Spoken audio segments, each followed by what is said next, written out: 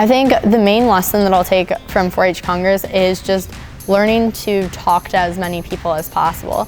I mean, the conversations that you have in the dining hall just with people that usually start just with something like, so what county are you from, or what 4-H projects do you carry, can turn into so much more. I think that's one of the most exciting pieces of growth as a young person, is trying to decide, what am I going to do with my life?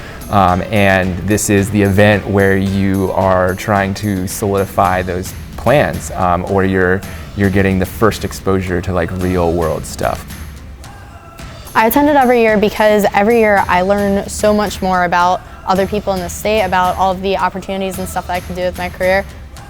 Because it's a big statewide event, there's the personal connections of having fun with your new friends. So, maybe you don't get out of your county very often.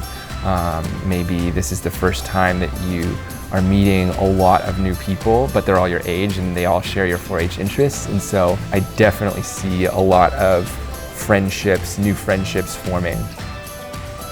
My advice to future 4-Hers is to take every opportunity. When you see those emails come out on 4-H Online about Maryland 4-H Congress, about the Public Issue Forum, and all those national trips, state trips, be willing to take those opportunities with an open mind. You may see it, especially when you're looking at Maryland 4-H Congress your first year, if you don't have friends who are coming, it can be intimidating to take that chance and press register.